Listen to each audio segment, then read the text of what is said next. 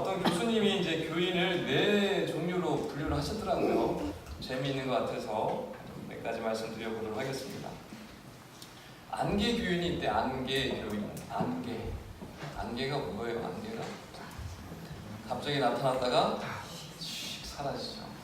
안개 교인이 있대요. 예배만 딱 출석하고 싹 사라지는 거예요. 주일날 예배 시간에만 딱 나타났다가 싹 사라지는 안개 교인이죠. 또 두 번째 무슨 교인이냐? 가면 교인. 가면.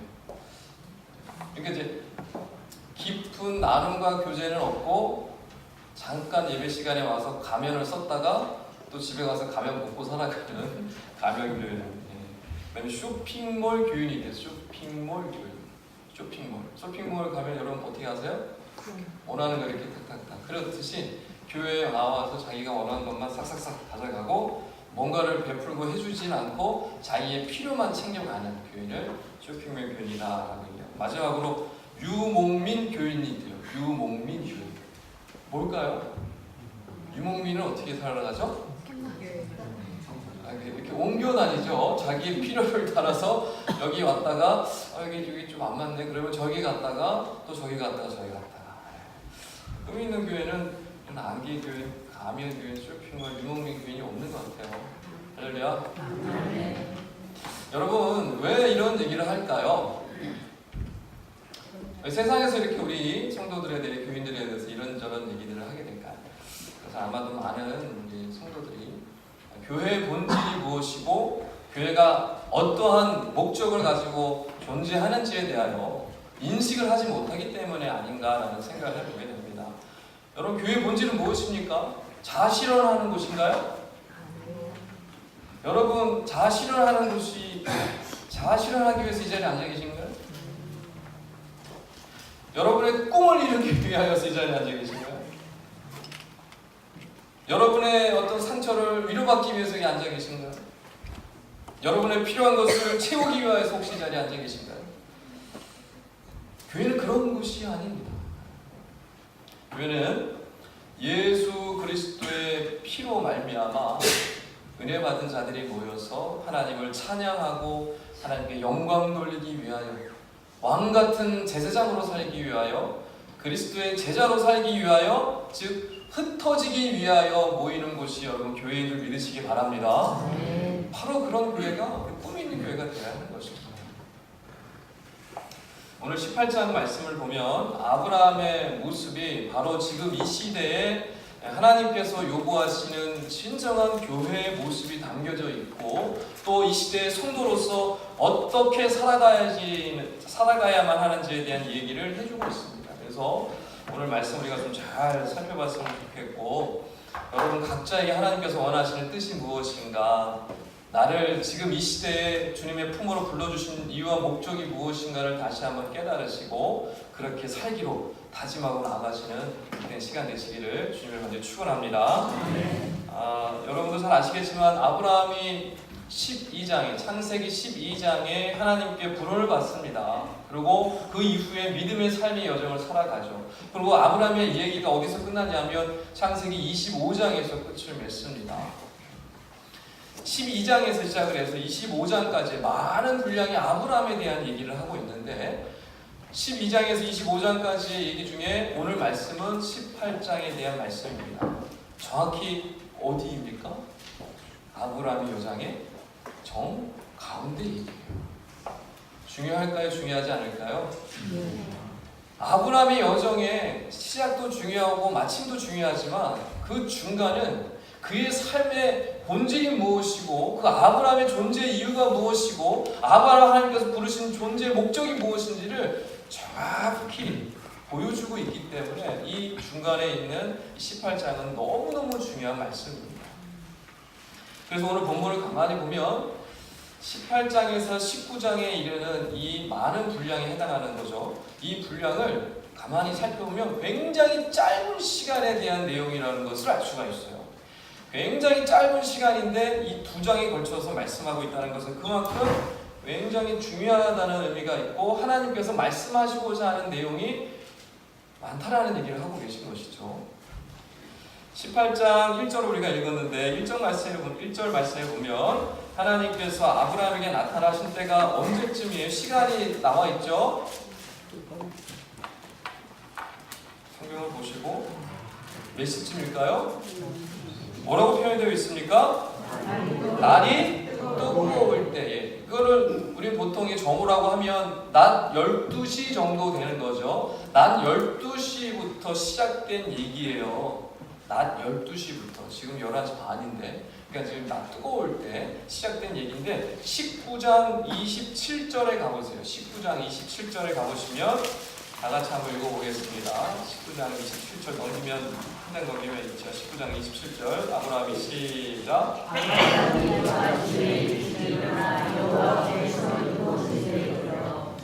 그러니까 지금 18장에서 19장에 이르는 이 방대한 양, 한 인생에 있어서 이 두 개의 장이나 걸쳐서 이것을 하나님께서 단지 몇 시간 안에, 한번 계산을 해볼까요? 아브라함이 아침에 일찍 일어나는, 아침에 6시에 일어났다고 해봅시다. 그러면은 몇 시간이 경과된 거예요? 네? 산수가 잘 안 되시죠? 낮부터 그 다음날 아침 6시까지, 지금 12시부터 그 다음날 아침 6시까지 몇 시간 일어난 거예요? 18시간. 네. 계산이 좀 되시죠? 네. 18시간, 그러니까 그렇게 하루도 채 지나지 않은 18시간이라는 짧은 시간 동안에 하나님께서 하시고자 하는 말씀이 두 장에 걸쳐서 나오고 있는 거예요. 아브라함의 삶 속에서. 그래서 이 하루도 채 되지 않는 이 두 개의 장을 통하여서 하나님께서 도대체 무슨 말씀을 하기 원하시는가? 아브라함의 전체 인생에 있어서 하나님께서 부르신 이후부터 아브라함을 부르시는 그날까지 그 모든 전체 인생 가운데서 가장 중앙에 있는 이 시간 동안에 하나님께서는 과연 아브라함을 통해서 우리에게 무엇을 말씀하고 계신가? 또 하나님께서 정말 원하시는 뜻이 무엇이고 기뻐하시는 뜻이 무엇인가를 보여주고 있는데, 여러분 이 시간 이 말씀을 통해서 이 하나님의 뜻을 다시 한번 발견하시는 복된 시간이 되시기를 주의로 먼저 축원합니다. 하나님께서 원하시는 뜻, 하나님 기뻐하시는 것 첫 번째, 그것은 하나님께서 이 아브라함의 모습을 보시고 감동받은 모습은 뭐냐면 아브라함의 섬김의 모습이었습니다. 우리가 한번 말씀을 좀 읽어볼 텐데, 제가 1절 읽고 여러분 2절 읽도록 하겠습니다. 18장입니다. 여호와께서 마므레의 상수리 나무들이 있는 곳에서 아브라함에게 나타나시니라. 날이 뜨거울 때에 그가 장막문에 앉아 있다가 2절.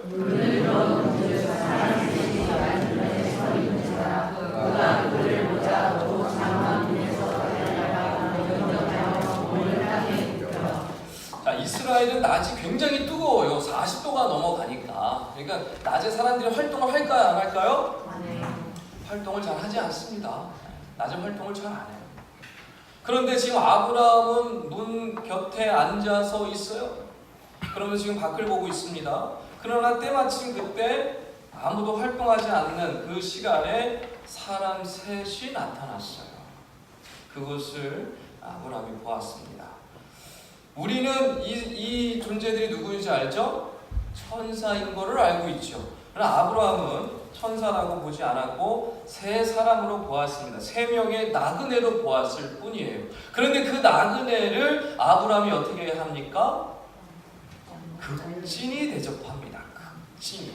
이 말씀 들어보면 알 수가 있죠. 마치 주인을 맞이하듯이, 종이 주인을 맞이하시듯이 달려나갑니다. 그러면서 발을 씻겨주고 먹을 것을 챙겨주고 떡을 만들어주고 송아지로 음식을 만들어주고 막 이렇게 합니다. 그러면서 이 성경은 굉장히 자세하게 아브라함의 모습, 아브라함의 자세를 굉장히 자세하게 설명해주고 있어요.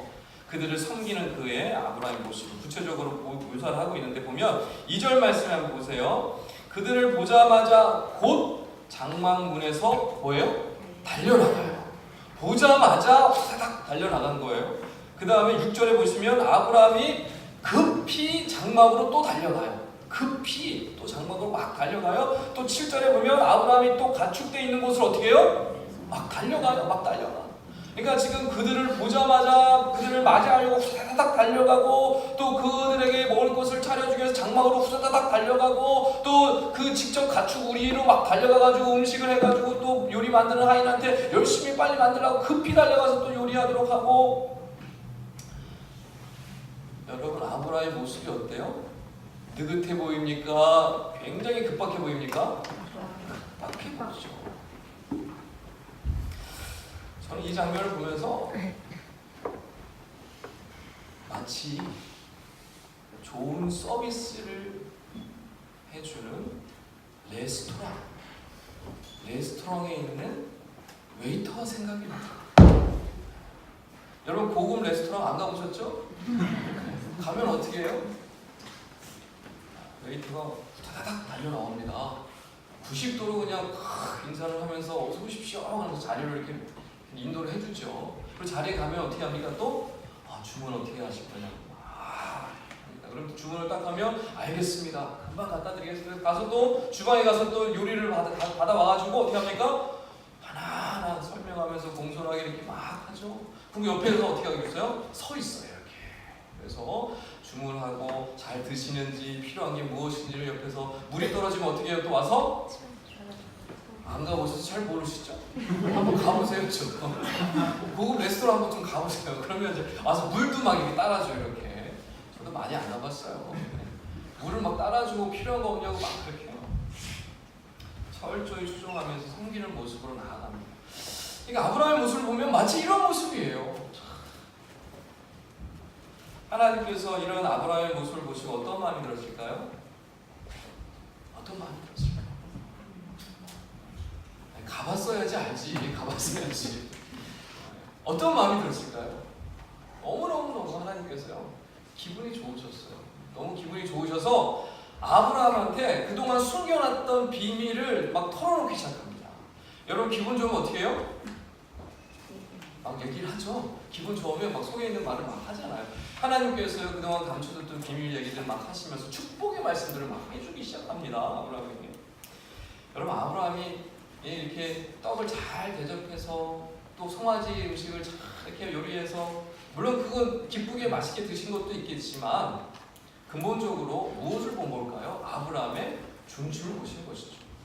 나그네를 극진히 대접하는 이 아브라함의 중심 자세를 본 것입니다. 그래서 너무너무 하나님께서 기쁘셨던 거예요. 그 섬기는 모습을 보고, 나그네를 이렇게 지극히 섬기는 모습을 보고 하나님께서 너무 흐뭇하시고 기분이 너무너무 좋으셨던 거예요. 예전에 이제 제가 부서 사역을 하면서 보니까 두 종류의 교사가 있더라고요. 두 종류의 교사. 여러분, 아이들이 주일학교 아침에 나오는 게 쉬울까요? 어려울까요? 어렵습니다. 수많은 유혹들을 뿌리치고 오는 거예요. 텔레비전에서 재밌는 거 하죠. 친구들이 놀러 가자고 하죠. 부모들이 어디 가자고 하죠. 공부도 해야 되죠. 저것도 해야 되죠. 이것도 해야 되죠. 수없이 많은 유혹들이 있음에도 불구하고 교회로 나와요. 그 아이는 보통 아이가 아닌 거예요. 우리 중고등부 친구들 이렇게 표정 없는 얼굴로 앉아있죠. 얼마나 귀한 우리 아이들인지 몰라요. 할렐루야. 우리 아이들 축복해 주시기 바랍니다. 얼굴 좀 보세요. 주변에 우리 귀한 우리 청소년들, 중고등부 아이들 앉아있으면 얼마나 예뻐요. 비록 얼굴에 표정이 없고 뻘떡한 표정으로 앉아있긴 하지만 이 아이들의 마음은 그렇지 않아요. 이 아이들의 마음은 너무너무 귀한 마음. 이 자리에 와 앉아있는 것 자체가 기적이에요, 기적. 그런데 그런 아이들이 교회에 왔는데요, 어떤 교사는 이래요. 예배당 문을 열고 들어서자마자 달려나갑니다. 아이고 찬우야, 어떻게 교회 왔구나. 너무너무 반가워 찬우야. 보고 싶었어 선생님이. 이따가 선생님이 너 맛있는 거 사줄게. 우리 예배 드리고 빨리 맛있는 거 먹으러 가자. 오늘 너 더 멋져 보인다 야. 이 아이는 자기가 별로 멋지지 않다는 걸 알아요. 선생님이 괜히 빈말 한다는 것도 알아요. 선생님이 지금 자기 비유를 마치고 있다는 사실도 알고 있어요. 그러나 기분은 어때요? 좋아요. 왜요? 이 선생님이 나를 기다려주니까. 이 선생님이 나를 사랑해주고 관심 가져주고 나를 소중히 여겨준다는 것을 알기 때문에 너무너무 기분이 좋은 거예요. 표정 변화는 없어요. 떨떠름한 표정은 그대로예요. 근데 이 마음은 알아요. 그래서 이 아이는 교회를 쉽게 떠날까요? 떠나지 않을까요? 떠나지 않습니다. 왜요? 이 선생님이 나를 기다리고 있다는 사실을 알고 있기 때문에. 근데 어떤 교사는 이런 교사도 있어요. 이 아이가 수없이 많은 유혹들과 여러 가지 시험들을 다 뿌리치고 교회에 나왔는데 왔는지 안 왔는지 몰라. 그리고 언제 왔는지도 몰라요. 그리고 별 관심이 없어. 차로 왔어? 그래 왔구나. 숙제는 했지? 여기 와서 앉아. 그리고 별일 없었지? 그리고 넘어가요. 여러분 별일 있어도 별일 얘기하겠습니까? 그렇게 하는데 무슨 얘기를 하겠어요? 선생님한테 별로 얘기하고 싶지 않을 거예요. 이 아이들도 알아요. 이 교사는 나한테 별 관심이 없구나. 나를 별로 생각해주지 않는구나. 이 아이는 그냥 몇 마디 말로 이 교사가 나에 대해서 어떻게 생각하는지를 알까요? 모를까요? 알까요? 모를까요? 알아요. 너무 쉽게 잘 압니다. 그래서 이 아이들은요, 선생님이 자기를 어떻게 대하는 모습, 말 한마디 모습을 통해서 다 압니다. 여러분, 지난주에 제가 또 새가족 담당을 몇 년을 하면서 이제 통계를 내다 보니까 알게 된 것은 새가족들이 잘 정착하는 이유, 또 잘 정착하지 못하고 떠나는 이유가 있더라고요. 가장 큰 이유가 뭘까요? 잘 정착하는 이유, 또 반대로 쉽게 떠나가는 이유. 가장 큰 이유는 그것입니다. 나를 맞아주고 반가워하는 사람이 있느냐 없느냐. 여러분 대단한 게 아니에요. 다른 게 아니고 귀한 이 세 가족이 왔는데 그 세 가족이 잘 정착하느냐는요, 그 세 가족을 바라보는 성도 한 명이라도 자기를 알아봐주고 인정해주고 맞아주고 반갑게 자기를 바라보는 사람이 한 사람이라도 있으면 세 가족은 떠나지 않더라고요. 그래서 떠나는 이유는 뭘까요? 그 한 사람조차 없었기 때문에 떠난다. 나한테 별 관심이 없구나. 이 성도들은 내가 오든지 안 오든지 별 관심이 없구나 라고 할 때 새가족들은 떠나가더라고요. 이번 주부터 정식으로 우리 이제 구역 모임이 새롭게 시작이 되어지죠. 여러분 구역 모임에 나오는 구역 식구들 할 일이 없어서 나오는 구역 식구 아무도 없습니다. 불러주는 사람이 없으니까 시간이 남아돌아서 구역 모임에 나오시는 분 아무도 없어요. 모든 것들을 내려놓고 포기하고 나오시는 분들이죠. 귀하신 분들입니다. 여러분 서로 바라보실 때 어떻게 바라보셔야 하냐면 10년 만에 만난 친구를 만나듯이. 그럼 어때요? 별로 안 반가웠어요? 10년 만에 만나는 친구 어떻습니까? 서먹해요. 10년이 너무 먼가 보다. 그럼 1년 만에 1년 만에 만나는 친구 어때요? 좋죠. 너무 좋죠. 뭐라도 막 해주고 싶은 마음이 막 들지 않겠습니까? 여러분 구역 식구 모여서 모임지 일주일마다 가지게 될 텐데 이런 마음으로 여러분 만나셔야 돼요. 우리 한번 시도 한번 해보겠습니다. 사랑이 듬뿍 담긴 눈빛으로 우리 좌우를 바라보시면서 우와 지사님, 권사님, 장로님 너무너무 보고 싶었어요. 반갑습니다. 인사 한번 하세요. 실제로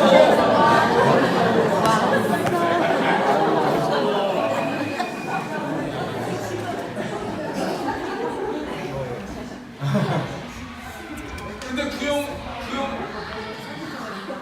구역 모임에 왔는데 온지 안 온지도 모르고 본체 만체하고 그냥 뭐 별 관심도 없고 신경도 안 쓰고 그러면 구역 식구가 어때 기분이? 떠르르하죠. 다음에 또 구역 모임에 나오고 싶을까요? 안 나오고 싶을까요? 약속을 잡아서라도 딴 데로 가고 싶겠죠. 저는 이제 구역장 모임에서 이제 구역장님들이 모여서 이런저런 얘기를 하는데 어떤 구역장님이 그러시더라고요. 이제 앞으로 우리 구역 식구들은 우리 집에서 모인다고 하면 반드시 손에 뭔가를 쥐어서 보내주시겠대요. 먹을 거든지 뭐든지 이거 꼭 이 보따리 하나 싸갖고 뭘 들려보내겠대요. 그 마음을 꼭 느낄 수 있더라고요. 그랬더니 어떤 분이 나도 그 구역 가고 싶다라고. 구역장님 거기 가면 큰일 나요. 안 돼요. 여러분 이렇게 뭔가 섬기는 거, 뭔가 베푸는 거, 뭔가 이렇게 쌓아주고 싶은 마음은요, 그 받는 사람이 더 크게 느끼는 겁니다. 할렐루야. 이게 우리가 이렇게 섬기는 모습으로 나아가야 됩니다. 히브리서 13장 1절 2절 말씀을 다 같이 한번 읽어보겠습니다. 말씀 띄워주시고요. 형제 사랑하기를 시작. 먼저 사랑하기를 계속 템포를 좀 딱 맞춰주세요. 뒤에 우리 방송팀 손발이 딱딱 맞아야지 뭔가를 좀 하죠. 다시 한번 히브리서 13장 1절이죠. 시작. 너희의 사랑하는 일을 계속하고 손님 대접하기를 잊지 말라. 이로써 그 중에 천사들을 대접한 이들이 있었느니라. 아브라함은 천사인지도 몰랐어요.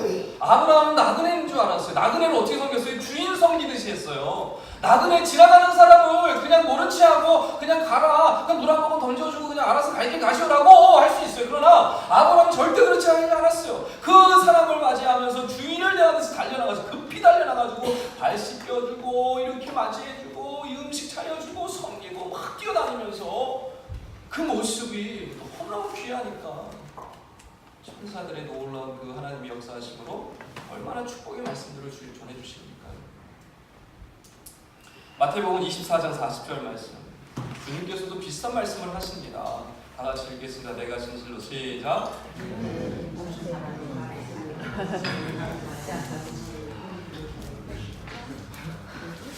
이거 다른 말씀인데 제가 읽어드리겠습니다. 마태복음 24장 40절. 내가 진실로 너에게 이르노니 너희가 여기되 형제 중에 지극히 작은 자 하나에게 한 것이 곧 내게 한 것이니라. 그러니까 예수님께서 뭐라고 말씀하시냐면 너희 주변에 지극히 작은 자, 지극히 연약한 자에게 너희들이 한 것이 곧 누구에게 한 것이래요?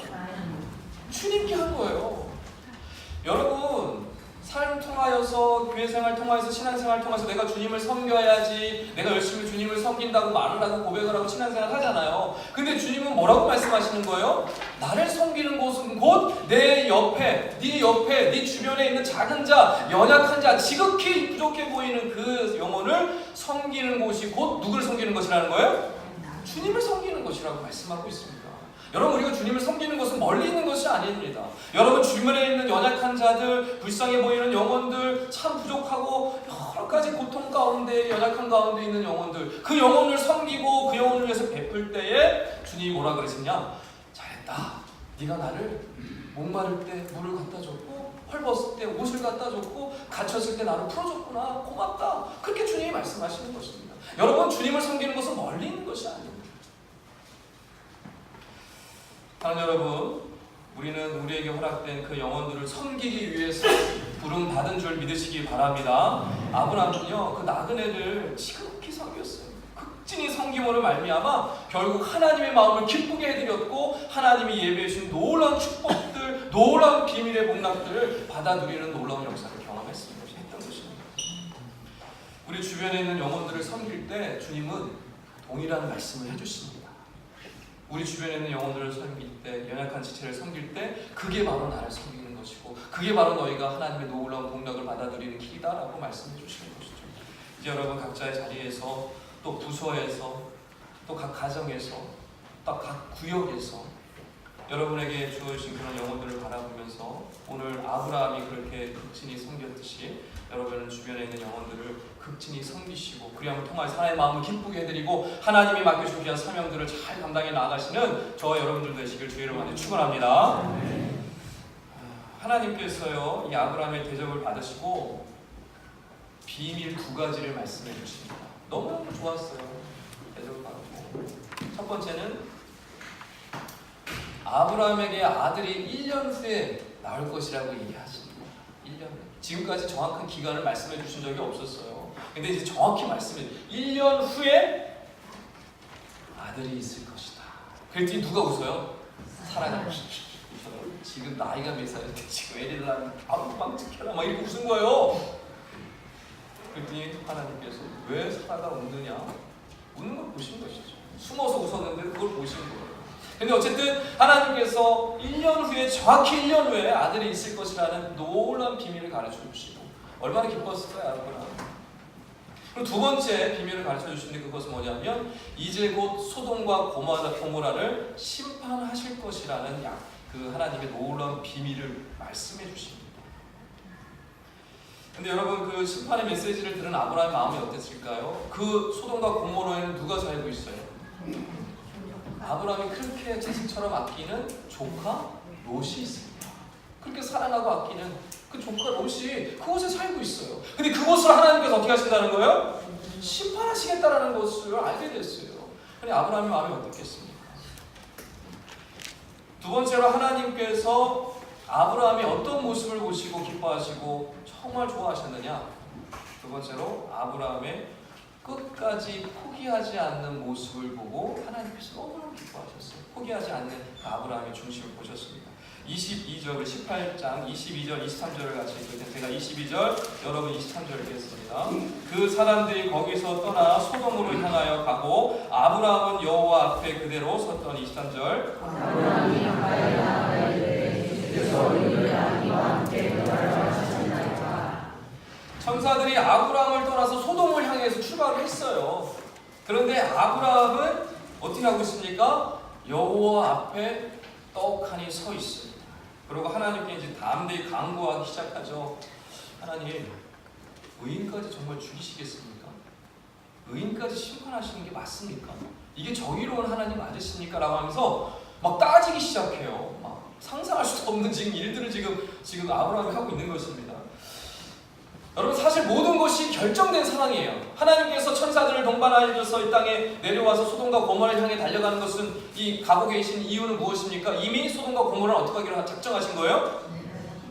심판하시기로 작정하신 거예요. 멸망시키기로 작정하신 거예요. 죄악이 넘쳐 흐르는 것을 이미 다 알고 계셨어요. 이미 결정난 상황이에요. 아브라함이 얘기하지 않아도 되고 아브라함에게 이 이야기를 얘기할 필요도 없어요. 그냥 하나님이 천사 내려와서 그냥 심판하고 그냥 유언불로 그냥 확 심판해 주면 끝나버리는 거예요. 근데 하나님 그렇게 하지 않으셨어요. 아브라함이 말씀해 주셨고 아브라함의 뭔가를 기대하셨어요. 아브라함은 그것도 모르고 지금 하나님 앞에 서서 떡하니 따지기 시작합니다. 참 놀라운 광경이죠. 얼마나 강직하게 지금 하나님 앞에서 지금 얘기하고 있습니까? 뭐라고 얘기하기 시작하죠? 하나님, 의인 50명이 있으면 이곳을 용서해 주시겠습니까? 용서해달라는 얘기를 지금 계속 하고 있는 거예요. 하나님, 의인 45명이 있으면요, 40명 있으면요, 30명 있으면요, 20명 있으면요, 10명 있으면요, 그러면 이곳을 용서해 주시겠습니까? 여러분, 아브라함이요, 소돔과 고모라가 그 죄악이 넘치는 것을 이미 알고 있어요. 동네니까. 아브라함은 결코 이렇게 얘기하지 않았습니다. 아이고 하나님, 잘 생각하셨습니다. 저 지긋지긋한 소돔과 고모라, 이 죄악 덩어리 저것 심판하시기 잘했어. 너무너무 잘하신 하나님. 고소하다 고소해. 그냥 이참에 확 쓸어버리십시오. 이참에 다 그냥 확 쓸어버리십시오. 아브라함이 절대로 이렇게 얘기하지 않았어요. 아브라함은 그곳을 위해서 강구하기 시작합니다. 하나님, 정말 그러실 거예요? 의인이 10명이라도 있어도 그것을 하시겠습니까? 여러분, 하나님께서 아브라함의 이런 이야기를 듣고 요구를 듣고 50명, 45명, 40명, 30명, 20명, 10명 이런 얘기들, 요구, 강구들을 간절히 하는 것들을 하나님께서 가만히 듣고 계시죠. 그랬더니 어떻게 해요? 거기에 다 일일이 다 응답해 주시고 말씀해 주시죠. 그래 50명 있으면 내가 용서해 줄게. 그래 용서해 줄게. 그래 10명이라도 있으면 내가 용서해 줄게. 아브라함은 네가 원하는 대로 내가 해줄게. 그러나 결국 안타깝게도 소돔과 고모라에는 의인 10명이 없어서 결국 어떻게 됩니까? 심판받고 멸망하게 되죠. 근데 여러분, 어떻게 이 아브라함이 이렇게 당당하게 하나님 앞에 요구할 수 있었을까요? 그 근거는 무엇일까? 어떻게 이렇게 하나님 앞에서 두려움 없이 떨림 없이 이렇게 하나님 앞에 담대하게 요구할 수 있었을까요? 이게 하나님께서 아브라함을 부르신 목적이었던 것이고, 하나님께서 아브라함에게 이 비밀들을 얘기하는 털어놓으신 이유가 바로 거기있죠. 하나님께서 아브라함은 비로소 하나님께서 자기를 부르시고 택하신 이유를 깨달았습니다. 깨달아요. 이게 이 창세기 12장부터 시작해가지고 25장에 끝나는 아브라함의 여정 가운데 정가운데 위치하고 있는 중요한 그 이유 중에 하나가, 아브라함의 인생 여정 가운데 아브라함이 처음부터 믿음이 좋아가지고 물론 믿음으로 시작을 출발했지만 아브라함이 처음부터 완벽한 사람이었을까요? 그렇지 않습니다. 연약한 사람이었어요. 거짓말하고 자기 와이프를 팔아먹고 막 이렇게 거짓말을 했던 사람이 얼마나 연약한 사람이에요. 그런데 그 삶의 여정 가운데 비로소 자기가 누구이고 자기의 정체성이 무엇이고 하나님께서 자기를 왜 불러주셨고 자기가 지금 어떠한 존재인지를 비로소 깨닫게 되는 역사가 일어나요. 그 은혜를 경험하는데 우리가 지난번에 말씀 나눴던 하나님께서 아브라함을 부르신 진정한 목적에 대하여 우리가 말씀 나눴던 그 말씀입니다. 창세기 18장 19절 말씀인데 우리 우리 다 같이 한번 합심해서 한번 읽어보도록 할 텐데요. 창세기 18장 19절입니다. 내가 그로 다 같이 한번 읽겠습니다. 시작. 내가 그로 그 자식과 본소에게 명하여 여호와의 도를 지켜 의와 공도를 하게 하려고 그를 택하였으니 이는 다 여호와가 아브라함에게 대하여 말한 일을 이루려 함이라. 아멘. 아브라함은 비로소 하나님께서 자기를 부르신 이유와 목적을 깨달았어요. 그리고 하나님께 나가서 간구하는 거예요. 하나님께서 자기를 부르신 이유가 뭐예요? 이 땅에 사라져가는 정의와 공의를 지켜 행하기 위해서 자기를 부르셨다는 사실을 압니다. 깨달았어요. 그래서 하나님께 나아가서 소돔과 고모라를 위해서 부르시고 기도하기 시작하는 간구하는 것이죠. 하나님, 이러는 게 정말 정의 맞습니까? 분명 저에게 방금 말씀하셨잖아요. 정의로운, 공의로운 삶을 위하여 저를 부르셨다고 하는데, 그러니까 지금 아브라함은 함께 나가서 정의에 대한 얘기를 하고 있는 거예요. 자기의 삶이 이제는 정의와 공의를 위하여 살아간다는 사실을 깊이 깨닫고 이제 하나님께 나아가서 정말 이게 정의가 맞습니까? 라고 묻고 하나님 마음이 어떠실까요? 얼마나 기뻤을까? 얼마나 흡족스러웠을까? 여러분 주변을 곰곰이 한번 돌아보시면서 생각해 보시기 바랍니다. 그동안 나는 내 주변에 있는 영혼들을 바라보며 어떠한 마음으로 대하였는가? 그 영혼들 위해 내가 얼마나 기도하였는가? 생각해 보세요, 여러분 스스로. 여러분 주변에 주어진 영혼들을 위하여 얼마나 기도했는가? 한번 생각해 보십시오. 아브라함처럼 그 영혼을 위해서 끝까지 포기하지 않고 바라보셨습니까? 끝까지 하나님 붙들고 간구하는 마음으로 하나님께 나가셨습니다. 여러분의 삶을 좀 돌아보시기 바랍니다. 여러분에게 주어진 영혼들을 생각해 보시기 바랍니다. 혹시 하나님, 이 사람은요 심판받아 마땅합니다. 하나님, 죄 지었어요. 하나님, 분명히 하나님의 공의로 심판해 주십시오. 저 영혼 하나님을 확 해주십시오. 오히려 이렇게 했던 적은 없습니다. 전에 저희 어머니 친구분이 제가 이제 목회자의 길을 가겠다고 했을 때 잠깐 이제 교제하는 시간을 가졌습니다. 저희 어머니 친구분의 이제 그 아들이 있는데 중고등학교 때 조금 이제 삐뚤어 나왔어요. 중학교 때부터 이제 시작이 됐는데 중학교 때 이제 이렇게 몸에 문신도 하고 그랬으니까. 그런데 어릴 때부터 얘는 이제 모태신앙이니까 교회를 다녔단 말이에요. 근데 교회에서 중학교 가서 이제 교회에서 문신이 조금 몸에 새겨지고 그리고 이제 좀 이렇게 또 분위기도 좀 심상치 않고 막 이렇게 머리도 노래지고 막 그러니까 교사들이 이제 좀 받겠죠 이렇게. 근데 이 아이가 이제 어느 날 이렇게 나오지 않게 된 거예요. 그런데 그 이제 저희 어머니 친구분이 이제 말씀하시는 게 울면서 말씀하시더라고요. 안 나가면 전화가 올 줄 알았대요. 교사들한테. 중등 교사들한테 전화가 올 줄 알았대. 안 나가면. 근데 한 통의 전화도 없었대요. 안 나가면 그 담당 전도사한테라도 전화가 올 줄 알았대. 담당 목사한테 전화가 올 줄 알았대. 그런데 그 누구도 어떤 교사도 전화 한 통화 찾아오는 사람 아무도 없었대. 그래서 그 아이는 결국에 교회를 떠났어요. 울면서 말씀하시더라고요. 그럼 저한테 말씀하시는 거예요. 목사님, 아이가 누구 안 나오면 내버려 두지 마세요. 정말 끝까지 좀 포기하지 말아주세요. 포기하지 말아요. 교사들은 포기하는 거죠. 제가 몸에 문신도 새기고 머리도 노래지고 그러니까 교사들은 예전에 좀 문제아이인가 보다. 쟤는 좀가 보다. 그걸 아예 신경을 안 써버린 거죠. 그 얘기를 듣는데 너무너무 가슴이 아프더라고요.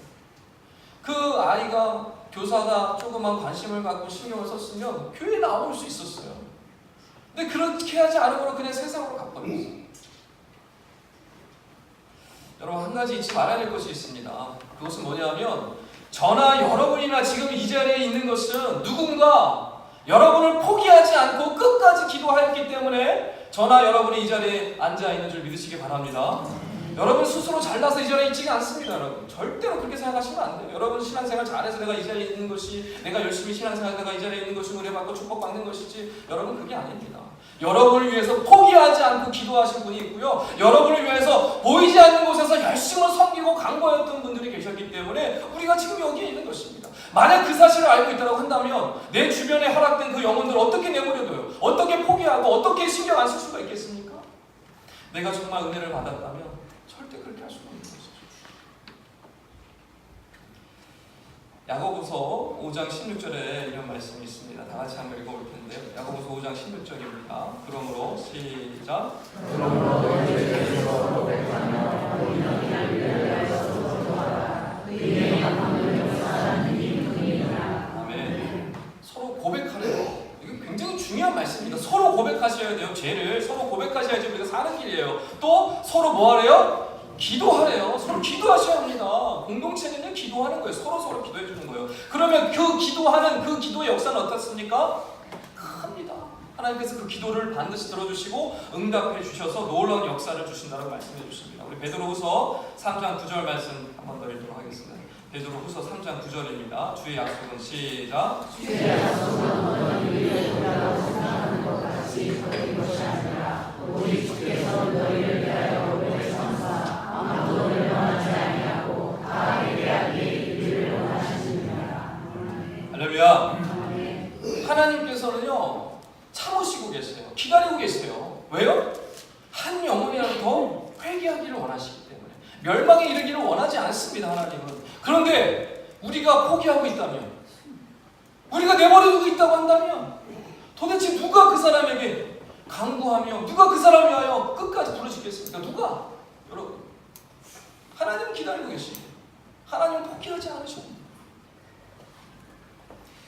여러분, 하나님은 의인의 간절한 기도를 들으시는 줄 믿으시기 바랍니다. 왜냐하면요, 하나님은요 아무도 멸망하지 않길 원하세요. 하나님 그래서 기다리시는 것입니다. 회개하기를 이르길 원하시는 것이죠. 그렇기 때문에 여러분, 우리 주변에 허락된 영혼들을 가만히 보십시오. 마음에 드는 사람들이 있지만 대부분 마음에 들지 않는 분들도 많이 있어요. 부족해 보이고 연약해 보이고 이것도 마음에 안 들고 저것도 마음에 안 들고. 여러분, 그렇다고 내버려두고 포기하면 어떻게 하겠습니까? 여러분, 만약에 포기하면 그 사람을 위해서 부르짖을 사람이 더 이상 아무도 없다라고 한다면 어떻게 하실까요? 주일학교 아이들, 여러분에게 허락된 주일학교 아이들, 여러분에게 허락된 귀한 우리 권속들, 또 여러분에게 허락된 귀한 구역 식구들이 있으실 것입니다. 여러분, 그분들이 여러분 곁에 있는 이유는요, 하나님께서 그들을 포기하지 말라고 하기 위해서 여러분 주변에 하나님께서 보내주신 줄 믿으시기 바랍니다. 포기하지 말라고 보내주신 거예요. 끝까지 붙들라고 보내주신 것입니다. 그래서 여러분이 이 영혼을 바라보시면서 하나님께서 이 영혼을 나에게 보내주신 일은 바로 그것이구나, 포기하지 말라고 섬기라고 보내주셨구나 라는 사실을 여러분 기억하시고 이 영혼을 부르짖으며 나가시면 저 여러분 되시길 주의 이름으로 간절히 축원합니다. 말씀을 정리하겠습니다. 얼마 전에 저희 원로 목사님, 진안교회 원로 목사님, 서울관습교회 원로 목사님이 목요일 날 오셨어요. 참 귀하신 분입니다. 제가 존경하는 목사님이고 저한테 많은 귀한 목회자로서의 삶에 대한 중요한 말씀들을 해주셨는데 두 가지 중요한 말씀을 해주셨어요. 첫째는 신앙생활, 목회자에게도 주시는 말씀이지만 아마 여러분에게도 해당하는 말씀이라고 생각을 합니다. 신앙생활은 결과가 아니라 과정이라는 말씀을 하시더라고요.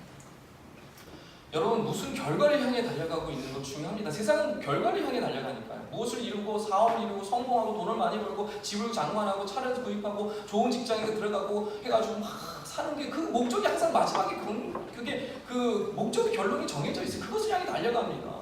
근데 우리 신앙은 그게 아니라는 것이죠. 신앙은 과정, 철저히 과정. 목회도 과정이라는 거예요. 뭐 건축을 하고 그런 거 꿈꾸지 말라는 거예요. 뭐 새롭게 뭔가를 이루고 뭐 대단한 뭔가를 이루어서 뭐 대단한 뭔가를 해가지고 뭐 이런 거를 꿈꾸지 말라.